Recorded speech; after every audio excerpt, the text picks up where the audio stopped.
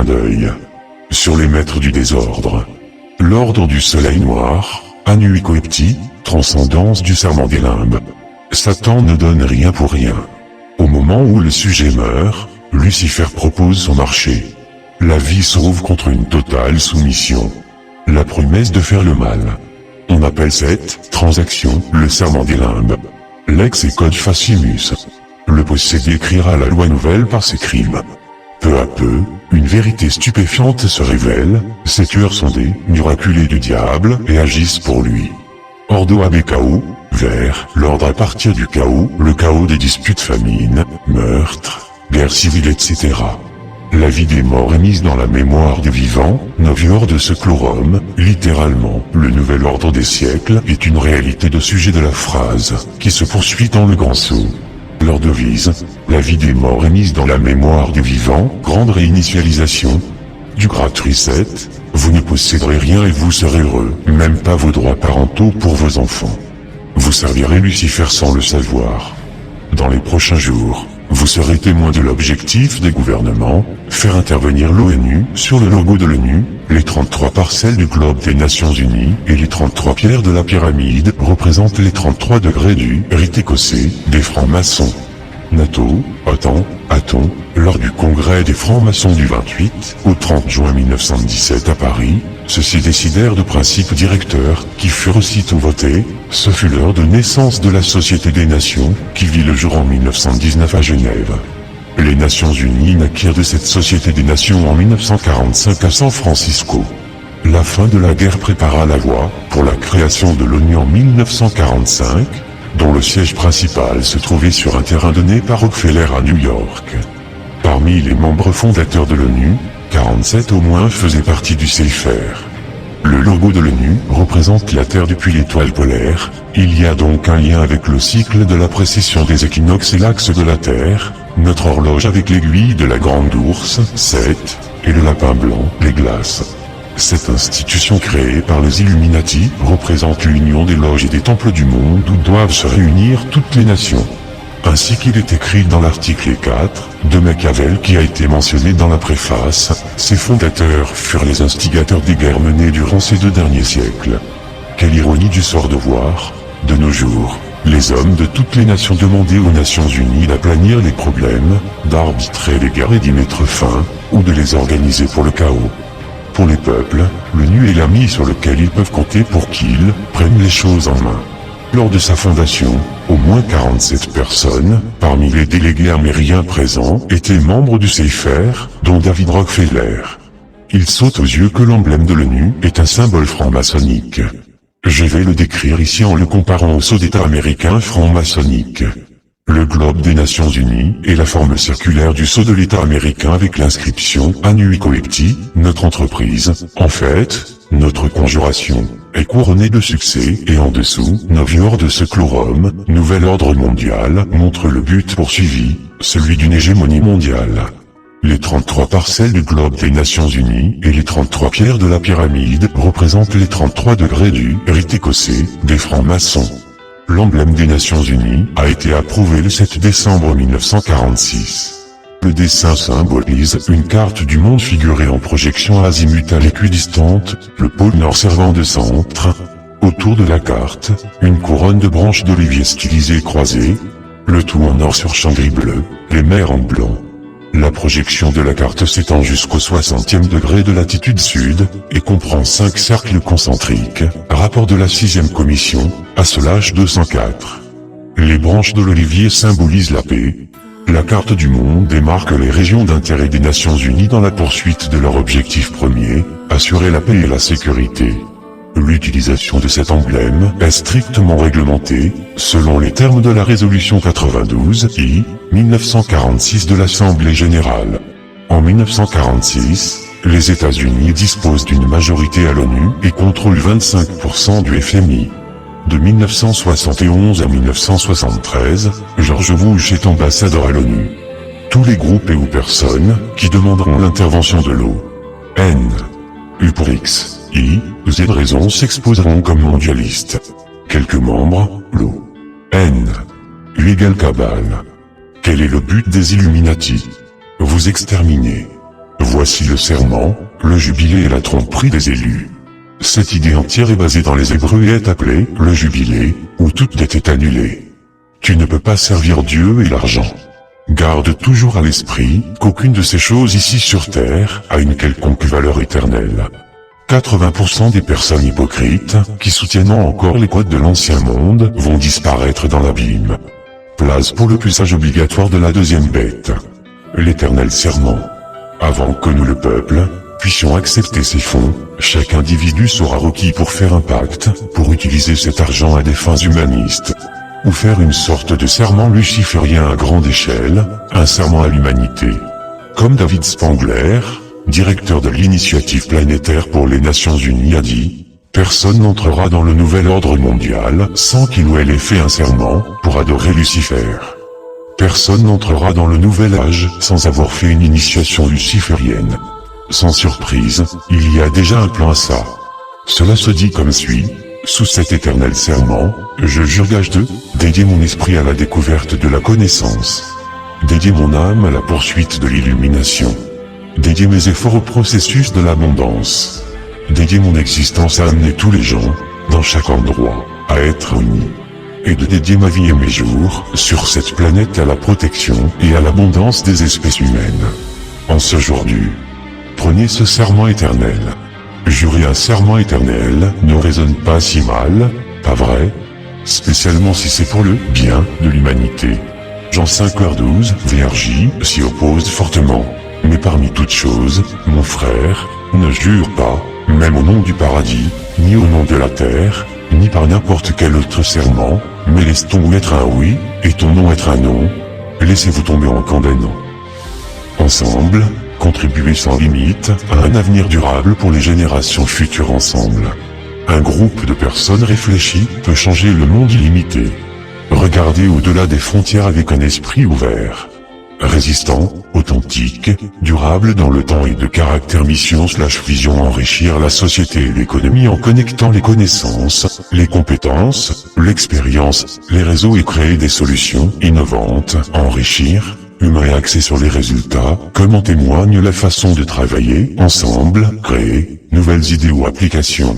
Innovant, axé sur la mise en œuvre au niveau supérieur avec des changements structurels, la vie des morts est mise dans la mémoire des vivants, la partie d'échec n'est pas finie, mais face à Poutine, Macron veut que l'Europe. Mais la plus grande bizarrerie du jeu d'échecs, une partie peut se terminer sans gagnant avec un match nul. Échec et mat pour Macron, déprogrammé du plan de relance des Illuminati. Mais comment cela se passe-t-il exactement? Urbi et Torbi, bienvenue, welcome dans le grand théâtre des Illuminati Puppet Show, le spectacle doit continuer. Macron est-il en train d'être déprogrammé du plan de relance des Illuminati? Qui sera le gouverneur mondial du nouvel ordre? Poutine veut-il déclencher une guerre civile en France pour instaurer le nouvel ordre mondial? Pour beaucoup Trump serait le sauveur, et pour d'autres le méchant sataniste, mais Poutine serait le gentil, qui serait contre les Rothschild et le nouvel ordre mondial. En vérité que cela soit le président chinois, qui a déclaré que l'islam était un virus, ou Poutine ou Trump, ils sont tous du même parti, celui de Satan. Comment rendre populaire le nouvel ordre mondial? Comment travaillent les maîtres programmeurs des Illuminati, pour former leur armée d'esclaves mentaux? Pour comprendre les programmeurs. Nombreux sont ceux qui ont contribué à la recherche en matière de programmation mentale, fondée sur l'emploi des traumatismes. Ce sont des hommes qui ont appris l'art de la torture tout au long des époques babyloniennes et romaines, et au cours du Moyen-Âge. Ils ont confié leurs secrets aux chefs des religions à mystère. Certains membres des 13 familles d'Illuminati font remonter leurs origines à l'époque de Babylone. Les programmeurs sont contrôlés par le monde spirituel de Satan. À cause de cela, ce sont des hommes extrêmement jaloux, engagés dans une compétition féroce. Les Illuminati sont les prédateurs de leurs semblables. Car les forces démoniaques qui les animent sont aussi en compétition entre elles. Ces programmeurs sont donc animés par la jalousie et le désir d'entrer en compétition les uns avec les autres. Certains de ces combats internes ont été menés par le moyen d'eux, ou à cause de leurs esclaves mentaux. Lorsque deux programmeurs travaillent sur le même esclave mental, l'un d'eux peut lui injecter certains programmes secrets, pour que cet esclave lui reste fidèle, plutôt qu'à l'autre programmeur. Mais l'autre peut en faire autant. Il existe aussi une tension permanente entre les programmeurs, dont l'ascendance raciale est pure, et ceux dont l'ascendance est mélangée. En outre, les différents centres de programmation peuvent pratiquer jusqu'à une douzaine de méthodes de programmation mentale. Les programmeurs doivent donc aller travailler dans différents centres de programmation. Les différents scripts de ces programmes sont conservés dans chaque centre de programmation. Les programmeurs doivent donc s'habiller en fonction des indications de ces scripts, selon les programmes qu'ils infligent à leurs victimes. Cela signifie qu'ils peuvent s'habiller en nazi, en sorcier d'Oz, en docteur manteau blanc, en travelot, en costume de lapin blanc, celui d'Alice au pays des merveilles, ou même se dénuder complètement. Nous sommes actuellement parvenus à une époque où nous sommes à la deuxième ou troisième génération d'esclaves mentaux robotisés, qui sont eux-mêmes devenus des programmeurs. Ce sont des robots humains programmés qui font actuellement la plus grande part du travail de programmation mentale. Cela signifie que la plupart des programmeurs souffrent eux-mêmes d'une personnalité fractionnée. Certains de ces programmeurs sont des militaires de carrière, qui considèrent toute discipline ou méthode de formation comme bonne, si elle permet d'obtenir des soldats qui obéissent sans discussion. Ces militaires ont perdu toute notion de limite morale à faire respecter par les programmes de formation. Cela explique pourquoi le système de production d'esclaves mentaux tourne actuellement à plein régime, pour produire toujours plus d'esclaves mentaux. Ceci est très inquiétant. Ceux qui parviennent à s'échapper, avec beaucoup de peine, de ce système de programmation mentale, sont en tout petit nombre, par rapport au grand nombre d'esclaves mentaux, qui sont constamment créés. Depuis 1947, plus de 2 millions d'Américains ont subi les méthodes de programmation mentale utilisant la torture. En 1970, la CIA a dû admettre publiquement qu'elle utilisait des méthodes de programmation mentale. Pourtant, le grand public continue à ignorer largement ce qui se passe dans ce domaine. La Troisième Guerre mondiale a bel et bien débuté. La plupart des gens sont inconscients qu'ils sont sur le bord de l'extinction, sinon du contrôle total sur leur vie. Les droits et libertés seront bientôt abolis, d'une manière ou d'une autre, et toute contestation sera futile puisque toute bataille qui se fait à armes inégales est perdue d'avance. Certains me croiront bien paranoïaque, mais ce n'est pas vraiment le cas.